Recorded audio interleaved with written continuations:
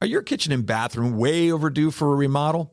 Well, I got the guy for you. Call John Sellers at First Response Contracting, 484-256-7136. Both residential and commercial services, and he's licensed and insured. Call him at 484-256-7136. First Response Contracting. Hello, this is Brad Weisman. You're listening to Real Estate and You, of course.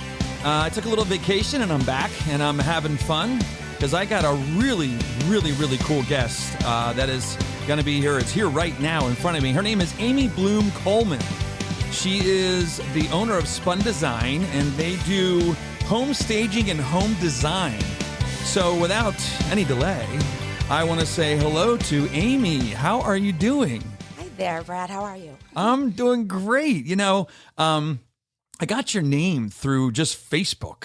And it's kind of interesting how that works. Like, I was looking around all of a sudden. I think what it was is I said, hey, is there anybody who would like to be a guest on my podcast? And one of your realtors that you work with, I guess, said, oh my gosh, you got to interview Amy Bloom. She's amazing. Aww. Isn't that nice? So yeah. you have fans out there, whether you know it or not, you have fans, which is really cool, right? Oh, I love them. So you do home staging and home design. And I looked at your website and I was just blown away by the quality of the site, for one, and then also the work that you do and how you transform these homes from looking, you know, what do you want to say, cluttered or whatever you want to call it, or just bad taste in decorating. Right. And then you transform these. How did you get into doing this? It's kind of a matter of a combination of my 20s. Yeah. I started off wanting to be a professional photographer. Okay. And so I graduated at University of Rhode Island, and believe it or not, one of my first jobs was Saturday Night Live. Yes. And you said that. Yeah. That blows me away. So you actually worked on the set there and actually met some of these I did. I met them all. actors. Met all and the I characters. think you said, was it Chris Farley? Chris Rock, Phil Hartman, Dana Unbelievable. Carvey. Dana Carvey, Yeah. one of my favorites. Yep. Oh my gosh. And I was there when, who's the one that ripped up the Pope? Oh, who that wasn't that? Sinead O'Connor. Oh yes, Sinead O'Connor. I forgot it. Yeah. That was very controversial. Yeah, I remember. Like, do you remember that? Oh, I was standing right there. that was one of those things. Like Yeah. that went all over the news. Oh, what? Yeah, I was really, like, oh my God, that's going to be big. That's going to be big. I better get lots of pictures. Yeah, exactly. So you started there. I started there, and I really got inventive with the photography, and I thought, wow, there's a lot of cool things that I learned there. Yeah. Then after that, I traveled the country for about 6 months by myself. Oh, cool. And there was tons of different architecture. I painted houses, like exterior of the houses, et cetera. And then I would stay with people because I actually would bartend in Newport, Rhode Island, and I met people. So what I would do is, where do you live? And they'd say, San Antonio. I'd be like, can I visit you? So, oh my gosh. So I ended up like staying with that's these cool. people all over the country, and I ended up learning about their architecture. And I was just going to say that. They need to be organized, and they weren't organized. I would organize them all, for letting me stay with them. So you actually went around. You got to see a lot of different architecture that way, right? Because when you go from one side of this country to the other, there's similarities, but there's major differences as far as how we built houses and why we build them that way. I mean, you go down to Florida and the houses are completely different because they have to worry about hurricanes. Exactly. Up here, you would never see a stick built home with vinyl siding down in Florida because that would be gone. You know, right? Exactly. And to the clay ones, in Texas or. Exactly. Arizona. It's cool. It's very cool. So you go in. So what you do, you have this eye, obviously, where you go in and you can look at a room that is basically just bad decorating. Right. And it's got a lot of stuff. You take that room and transform it. Completely. I see it done before. As I look at the seller, I say, I could try and draw it out, but I tell them, but I do it, I collect, the consult fee first. Yeah. And sometimes I tell them what to do. Yeah. So they could either do it themselves or they bring me in and I do it. Now, 98% of the people say, oh my God, you just do it. Right, right. They get frightened. So I take the consult fee and I put it into the actual fee. The actual fee. And then do you ever have a situation where you have stuff. Do you use your own furniture or knickknacks, or do you rent that, or how does that work? Yes. So I have a huge warehouse. Cool. On Hamilton Boulevard in Lehigh Valley, and I have a box truck, an 18-foot box truck. Cool. And I also have, my car is actually a big suburban Denali. And I also have a Jeep too. But they all serve purpose. Yeah. So, like, for example, my 18-foot truck also serves purpose for storage. So I'll take everything out of one house. Oh, that's right. And I'll answer your question, by the way, about like, do I have, obviously I answered. You have stuff. But at the same time, so I do vacant homes and occupied homes. So, right. So I'll do an occupied home that's kind of like a, not great. And I'll tell them what to get rid of. And they almost love me at the end because they've learned a couple things. They've learned how to organize. They've also learned some design technique because I'm also a designer. Mm-hmm. So they take it for their new home. And most of the time, believe it or not, they actually want to stay in their home. That's funny, after right? I'm done. Yeah, because now it looks like the way they always wanted it to look, right? Exactly. And they're all like, darn it. Why didn't we do this? That's why I encourage everybody out there. I mean, just to definitely, if you feel like if you're going to move in a couple of years, redo your kitchen, the way you want it. So that's 3 years of your life. Yeah, maybe your house is okay. It's just not performing the way it should, right? Maybe it's not. Yeah. Maybe it's not that you need a new house. But of course, I sell real estate, so I don't want to ever tell somebody they don't want a new house. But but maybe you can just make it look better. But what's really important is I redo kitchens a lot. Yeah. Is when somebody moves in. A realtor will suggest me to help because I could save people money in that way. But what I do is I save them a lot of money by just, using contractors that I use. Yeah. And then they can end up enjoying every part of their home, at least until they sell. Yeah. And I think it's funny because how many times do I hear that people say that? They end up getting into they're getting the house ready to sell. And then they get it all ready, and they say oh man, if it would have looked like this, I might not have put it on the market. This looks really good. So that's what you help people do. Right. And I got a question for you about the kitchen. Are you seeing people painting cabinets? I mean, I've heard of that. Where you paint cabinets? I actually have a team that paints cabinets specifically. Wow. Jane, I mentioned Jane, Sienna, and Lisa. Sure. They're fabulous. Yes, I mainly do that to flip a home. If there's a home over $500,000, though, which you just get new cabinets. Get new cabinets, Get new cabinets. Yeah. But if there's a sweet spot between up to about 325. Yeah, there's a sweet spot. So that's an interesting thing I never thought of before. So if you're looking at a house that's over $500,000 and it needs a new kitchen, just put a new kitchen in. It's going to help you with the sale and everything else.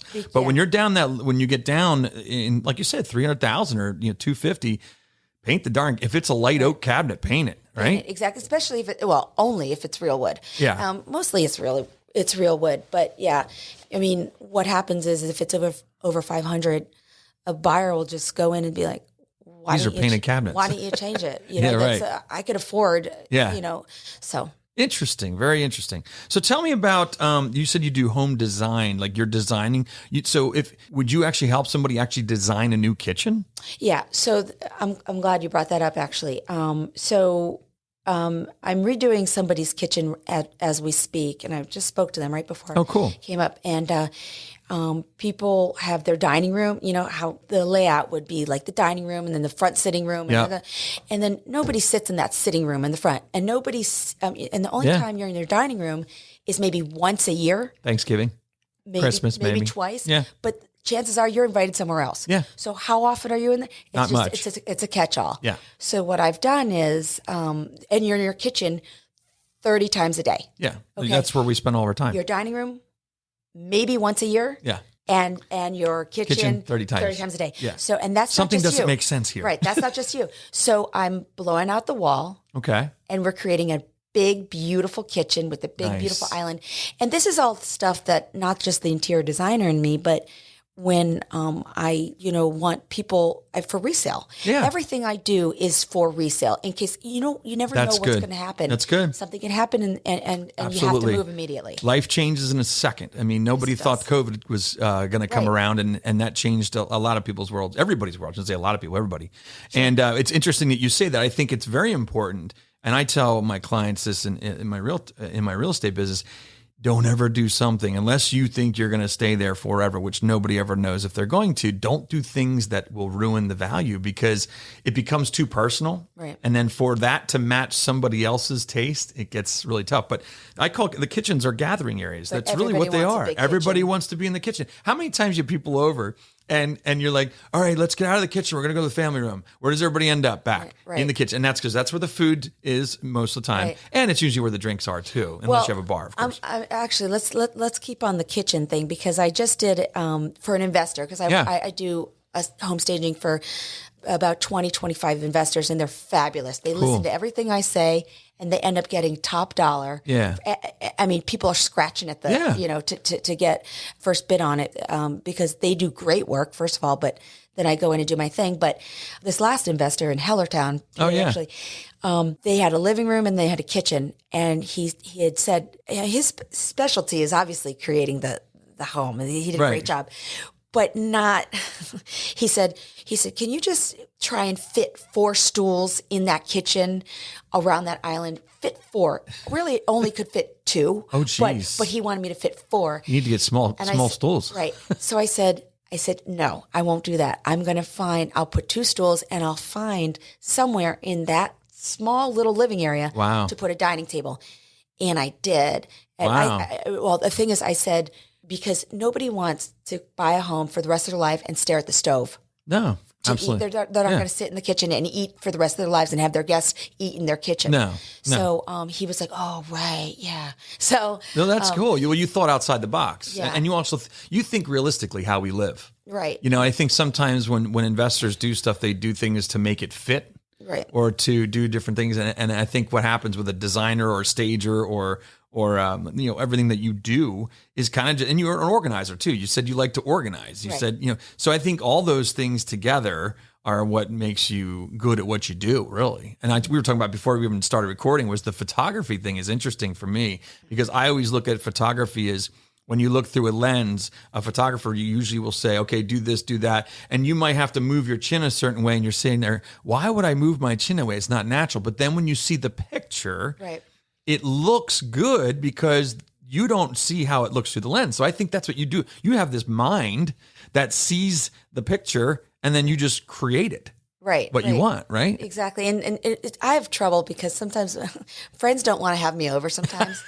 I'd be really nervous if you're at my house because you'd be sitting there going, oh, I should move this. I should move that. Oh, wow. I can't believe they put that there. Oh, my God. I'm going to call her out. But my girlfriend, Ann Vanderpool, I got to tell you, I was just at her house and I just this morning, I changed her entire house.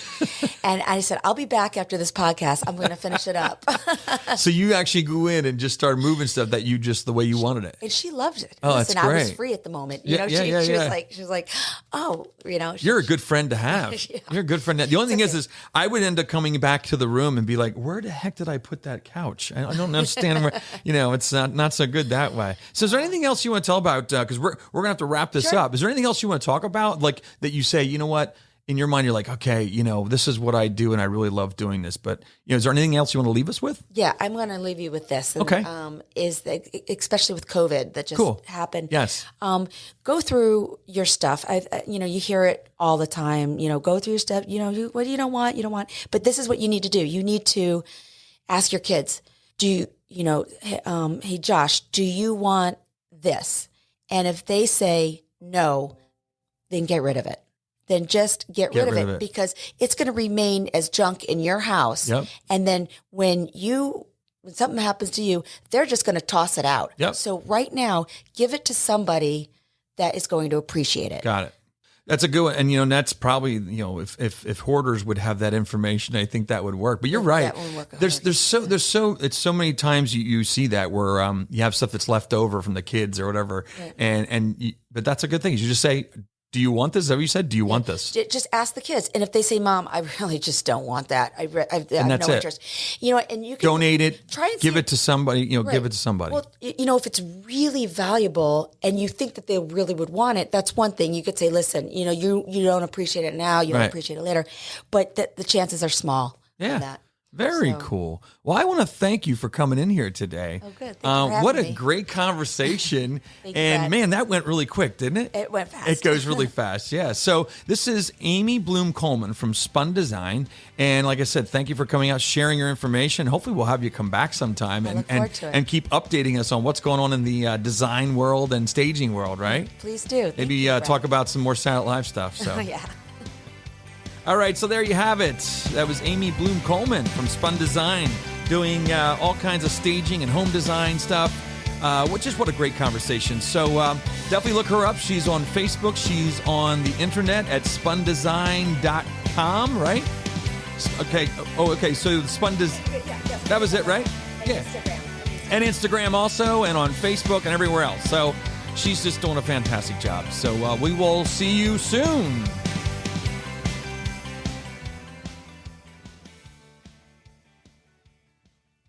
Are your kitchen and bathroom remodels a little overdue? Well, now's your chance to call First Response Contracting. John Sellers will take care of you. 484-256-7136. They do residential and commercial, and they're licensed and insured.